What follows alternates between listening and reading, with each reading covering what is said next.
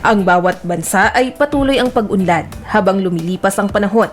Umuusbong ang teknolohiya, nakakahanap ng mga bagong pamamaraan at solusyon sa mga hamon ng mundo. Gayunpaman, hindi natin maiwasang isipin kung ano ang mangyayari sa hinaharap o magiging estado ng mga bansa kasabay ng mga pangyayaring ito. Sa videong ito, pag-uusapan natin ang 10 bansang inaasahan na magiging pinakamayaman sa taong 2050. Ito ang mga bansa na ayon sa HSBC na magkakaroon ng pagyaman depende sa kasalukuyang progreso ng kanilang bansa. Sa kasalukuyan, ang mga bansa katulad ng Amerika, kasunod ang China, Japan, Germany, France at United Kingdom. Ang mga konklusyon na ating tatalakayin ay batay sa pag-aaral ng HSBC sa ekonomiya ng mga bansa sa buong mundo at tinitingnan ang kakayahan na takbo nito hanggang sa hinaharap.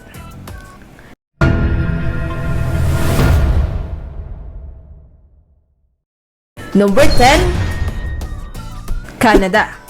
Ika-10 sa listahan ay ang bansang Canada. Ang Gross Domestic Product o GDP ng Canada ay nasa 2.29 trillion US dollars at inaasahan pang tumaas sa mga susunod na taon. Sa kasalukuyan, ang Canada rin ang pang-10 sa pinakamayamang bansa sa mundo. At sa taong 2050 ay kaya nitong panatilihin ang kanyang pwesto. Inaasahan pa rin ang mas pagtaas ng kanilang GDP dahil sa pulidong sistema ng banking system nila. Number 9. France. Ika-9 ang bansang France. Ang GDP ng bansang ito ay tinatayang nasa 2.75 trillion US dollars. Sa ngayon ay nasa ika-6 na pinakamayamang bansa.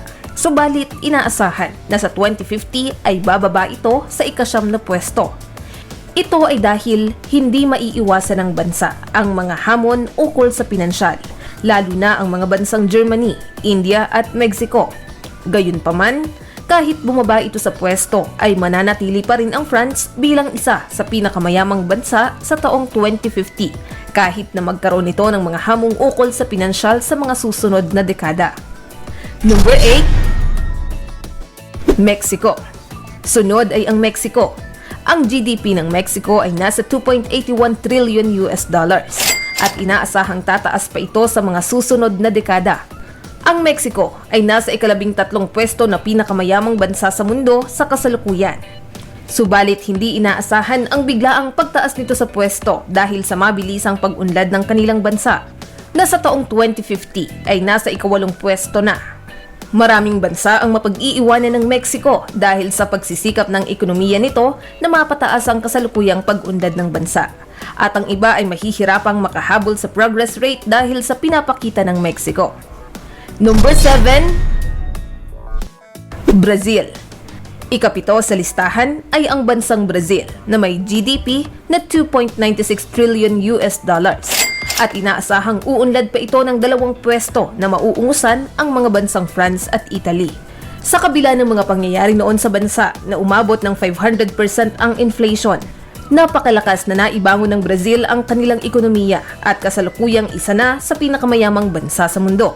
Magaling ang pagkakahawak ng kanilang pamahalaan sa kanilang mga buwis at sinisigurado rin nila ang kabuuang kaunlaran ng kanilang bansa. Number 6. United Kingdom. Ika-6 sa ating listahan ay ang United Kingdom. Ito ay may kasalukuyang 3.58 trillion US dollars na GDP. At inaasahan pa ang mas pag-unlad ng United Kingdom na sa kasalukuyang takbo ng progreso ng kanilang ekonomiya ay makakahabol ito ng bahagya sa nangungunang bansa rito na Germany. Mapapaliit nila ang agwat ng kanilang GDP sa halos 50%.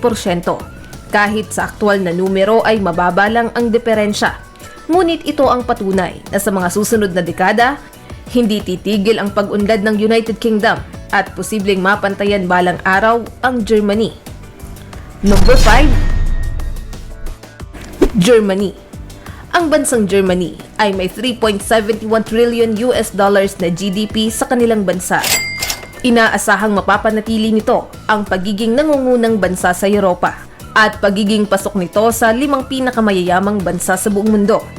Kahit sa pagbaba nito mula sa ika-4 na pwesto sa taong 2050, Inaasahan pa rin ang patuloy na pag-unlad ng Germany dahil na rin sa ilang factors tulad ng pagbaba ng kanilang populasyon na aabot sa 11 milyon simula noong 2010 na siyang aakyat sa GDP nito mula sa ika-18 pwesto patungo sa ika-8 pwesto sa buong mundo. Number 4, Japan.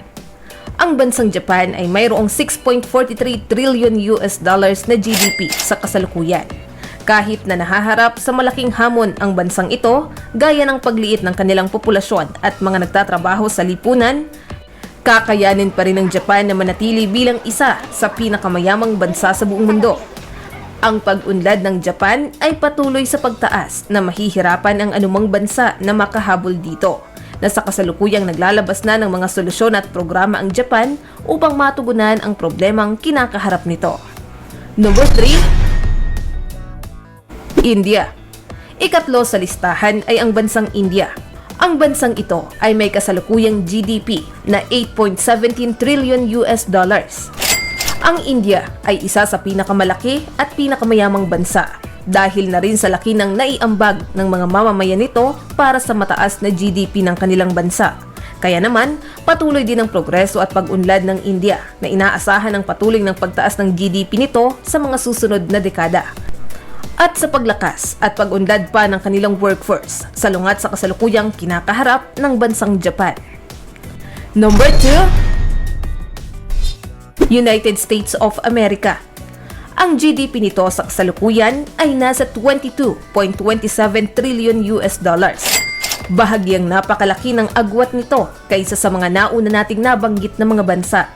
Ito ay dahil na rin sa matatag na infrastrukturang pang-ekonomiya ng bansang Amerika na nagpapatatag ng kanilang sistemang panglipunan at demokrasya. Dahilan din upang mas mapabuti ng bansa ang kanilang performance.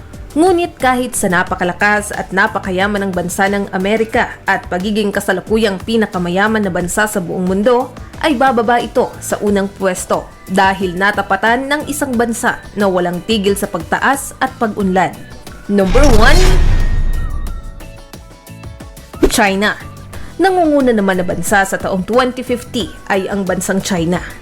Ang China sa kasalukuyan ay mayroong 25.33 trillion US dollars. Yan pa lamang ay isang patunay na ng kalakasan ng China.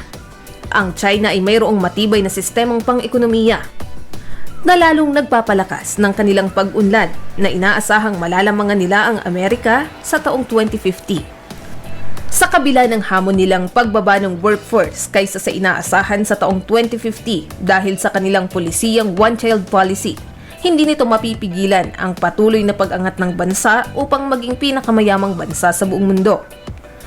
Kung tatanungin naman natin ang kaunlaran ng ating bansang Pilipinas, sa kasalukuyan ay nasa ika-43 pwesto tayo sa pinakamayamang bansa sa buong mundo. Pero batay sa HSBC at kasalukuyang takbo ng pag-unlad ng ating ekonomiya, inaasahan na sa taong 2043 ay aangat tayo sa ika-16 na pwesto. Napakalaking bagay na maituturing para sa ating bansa ang potensyal nitong makipagsabayan sa mga mayayamang bansa sa mundo.